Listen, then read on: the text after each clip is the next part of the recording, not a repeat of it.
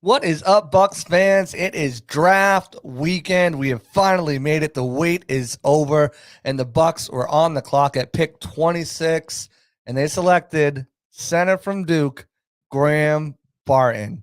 I love this pick. Didn't think he'd be there. I thought he would go surely before there. I had my final mock draft. I had a center there, just not the right one apparently, because I didn't think he'd be on the board. But I knew there was a position the Bucs wanted to upgrade in the draft, and they got a really great player with Graham Barton. More on him, more on some of what his coaches said, and some of the people who covered him on a daily basis said as well, and my breakdown of what I thought about the player, all coming up after the break. Turn up your volume. Because you're about to listen to The Sick Podcast. Pirate Parlay. Battle intercepted, picked off in the end zone. Bucs are going to beat the Chiefs. We're the champions of the world. The sickest Tampa Bay Buccaneers podcast. It's going to be sick. Welcome back from the other side. Again, I'm your host, JC Allen, here on Pirate Parlay on the Sick Podcast Network. And the pick is in, and it is Graham Barton, center from Duke. A lot to like about this kid. Again, I didn't think he'd be there for the Bucs, but and I don't think Jason thought he'd be there. Jason Light, of course, the general manager for the Buccaneers, was crossing his fingers. That was their number one target on their board from the get-go, and they were super ecstatic to have them. Had a little bit of a waiting period there. Dallas Cowboys who needed a center as well on the clock, but they end up trading out. Baker Mayfield sends Jerry Jones a thank you text. And Jason Light joked that he's going to have to send him a thank you card. But with that, the Bucs were able to land one of the most dynamic centers, dynamic interior offensive lineman in the game. He can play center. He can play guard. He's got the ability to do so much for this line. Obviously, he played left tackle at Duke the last couple of years, but his freshman year, the COVID year, he started 5 games at center, really kind of without any training or anything like that. So let's just jump right into what my thoughts were on the pick. I did my draft previews. I did over 175 profiles. He was there with my best fits. He wasn't my best fit. I will say that. I did have Christian Haynes, a UConn guard, as my best fit in rounds 1 or 2. But that's just because, again, I didn't think he would be on the board. And what I wrote about him, Graham Barton from Duke, 6'5", 311, 4.95 40, a senior. Momentum is picking up for Barton in league circles, are starting to catch up to the NFL teams, and it appears he may be off the board before the Bucs select at 26, which he wasn't. He was there, surprisingly, but again, I thought he would be long gone. Barton has position flexibility after starting at center his freshman season before finishing his time at Duke at left tackle. However, some believe his best fit is at guard or center in the NFL. Barton explodes out of his stance with balance and positioning to sustain blocks. He has great grip strength, blocking through the whistle, and has the athleticism and quick feet to be a factor against speedier rushers and pulling in space. And that's demonstrated if you guys are familiar with the relative athletic scoring the Raz Kent Lee Plant has put out. He compiles all the data from pro days and combines and puts it into one area where he compares it to other centers, guard, whatever position you are, across from 1987 to now, to see where they compare, at least athletically. And at center, 10 out of 10, number 1 of all time, the most athletic center with his 40 time, with his short shuttle, with his cone. He's just blows out the competition there as the best center of all time since 1987, since they started recording that data. To have the best relative athletic score there is. At guard, you move him more to guard, he's just number 2 all time out of like 1,500 players. Number 1 out of 619 players at center. So that athleticism is something that really drew the Buccaneers into him. And when you listen to Jason Light speak, they like him at center. They announced him at center, but he can play guard. There's a lot of versatility with him there. Jason pretty much said we had him targeted. To be honest with you, the whole time we were crossing our fingers that he would make it to us, and he did. That's good. He's got a tenacious playing style that we like. He's a very good athlete, very good technician. He played center his freshman year, the COVID year, when there was an injury. They threw him in really without any practice during training camp and stuff at center. He went in there and played lights out. We thought center for sure. They kicked him out to left tackle because he's the athlete on the team, best athlete on the team, which typically happens in college. So they like that. They like that he's got the athleticism. In a pinch, he can swing out to tackle.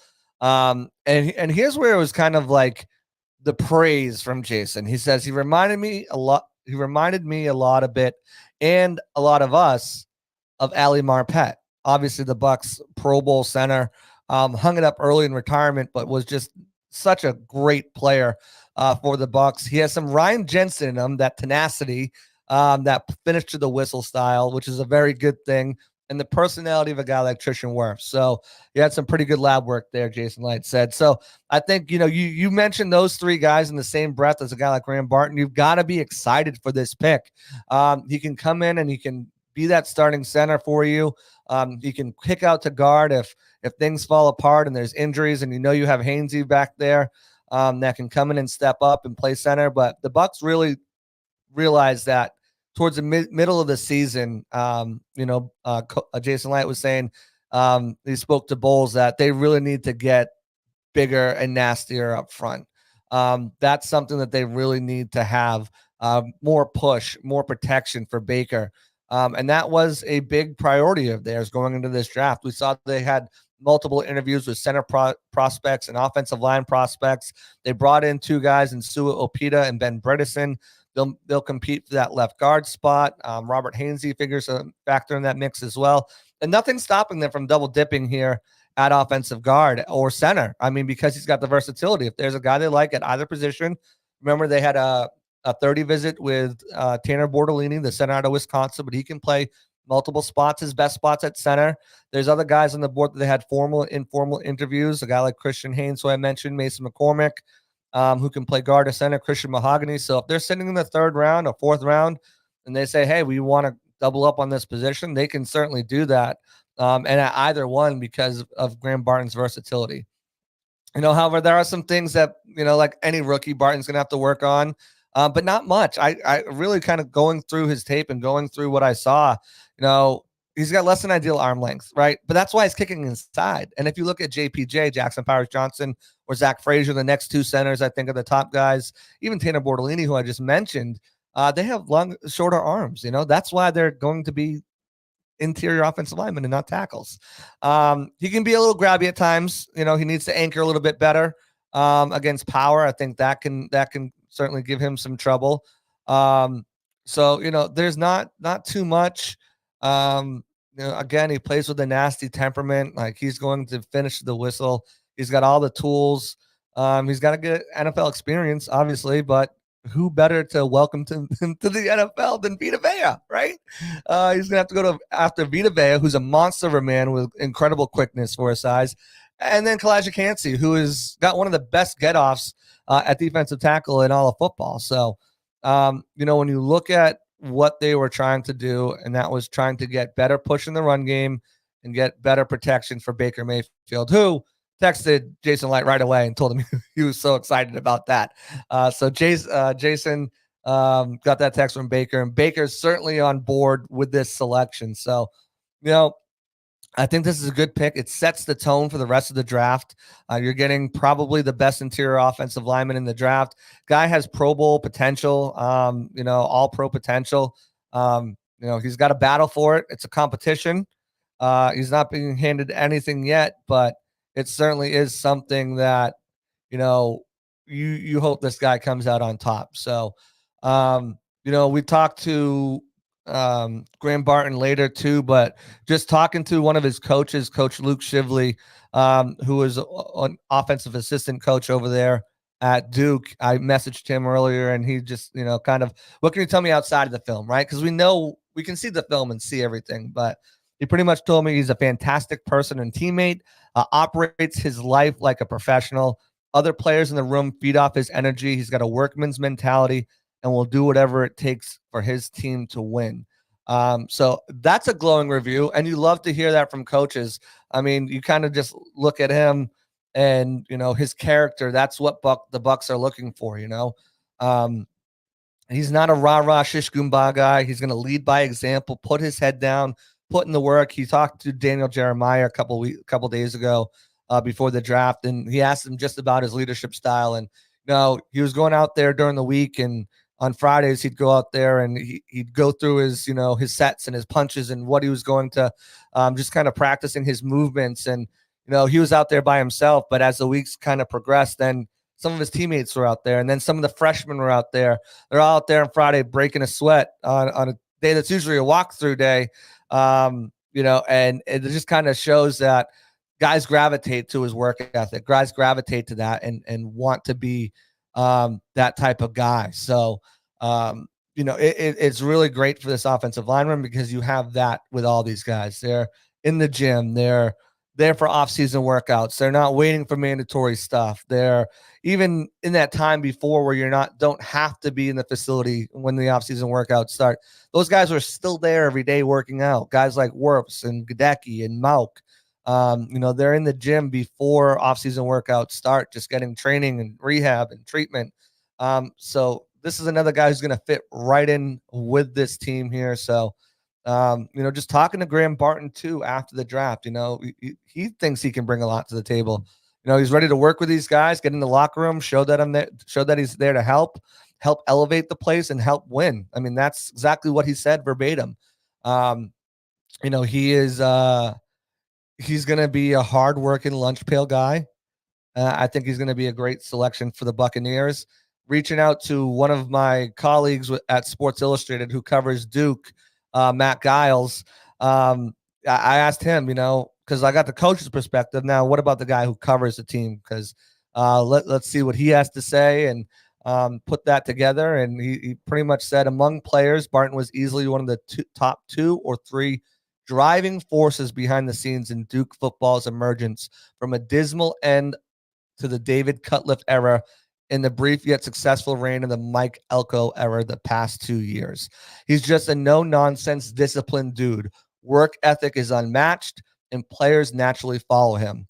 Duke went a combined 5-18 in his 2 first seasons and 17-9 across his junior and senior campaigns.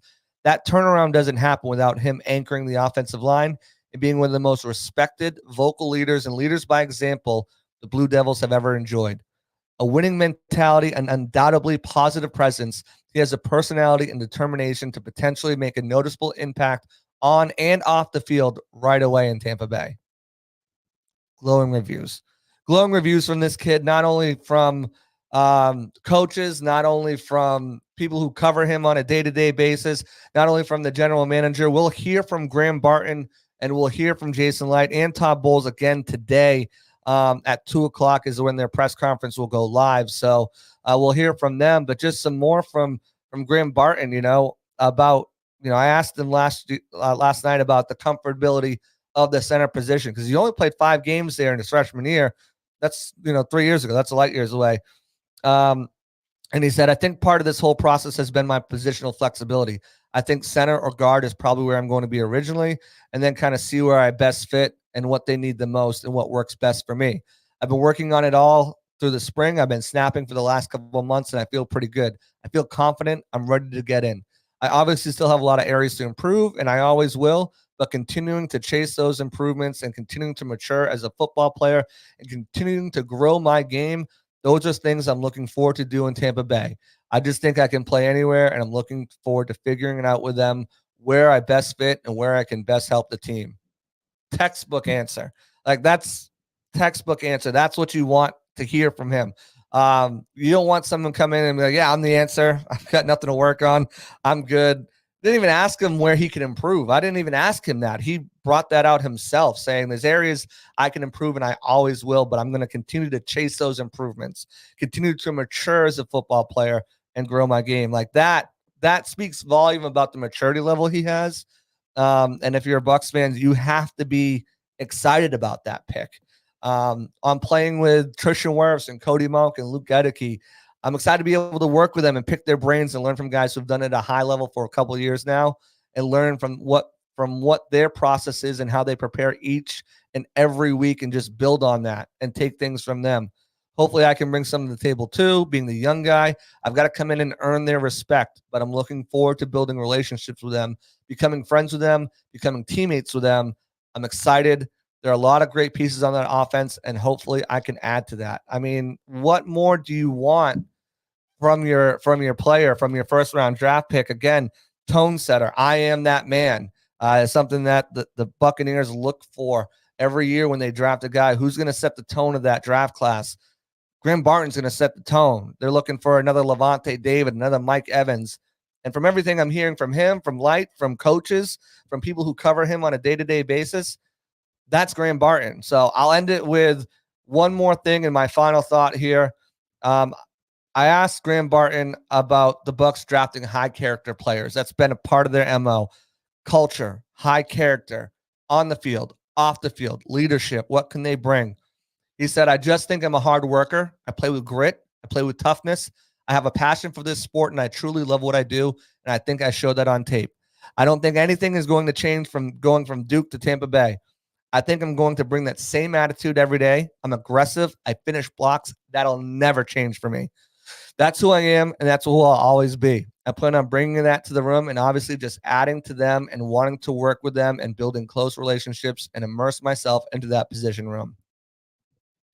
I mean, what more could you want from a prospect other than that? I mean, he's coming in with a sense of maturity, a sense of humbleness, knowing that he's got to earn and fight for everything that he's going to get. He's not expected to be handed anything. And that's just like who he is off the field. Turn on the tape.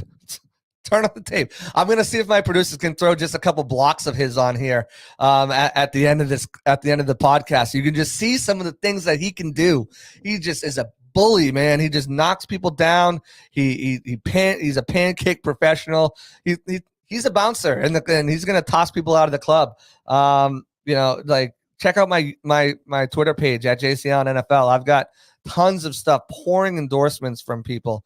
That he's just going to be a potential all-pro Pro Bowl player for the Bucs for the immediate future and the long-term future, because I don't think they're going to want to let him get out of the room, get out of this building. So with him, with Mauk, with Gedeke, with Tristan Wirfs, you really have to like where this line is headed.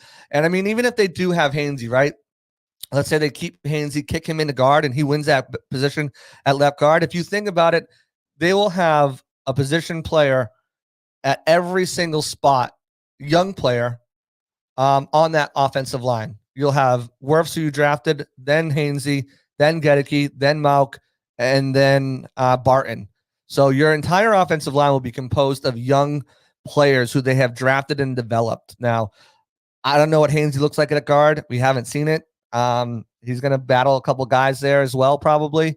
But I mean, Jason Light and this team has done an amazing job of drafting, developing offensive linemen. And I think they hit the nail on the head with this pick.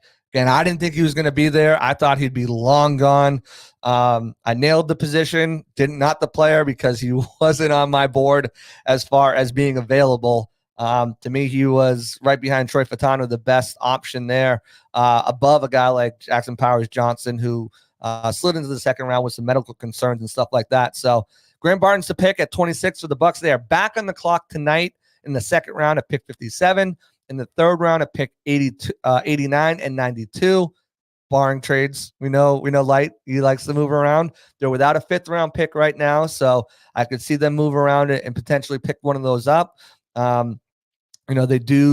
are without a sixth round pick next year, so maybe with that gap in the fifth round and the sixth round pick missing, I don't know if they're going to use future draft capital to move up, but I could see him doing something like a pick swap with a team where he's moving off that third, maybe to move up and swapping picks or something to the early fourth or something like that. I think he's going to bridge that gap, I think, between round 4 and round 6, because that's 95 picks. I don't think he's going to want to sit straight there, but lots of coverage coming for you tonight. We'll be back here, if not tonight, tomorrow morning with another recap of the picks. It's going to be a crazy, hectic night. We're going to have potentially 3 prospects to talk to, 3 prospects to report on, 3 prospects to talk to Jason Light about and Todd Bowles about. So it's going to be a crazy night tonight, night 2 of the draft.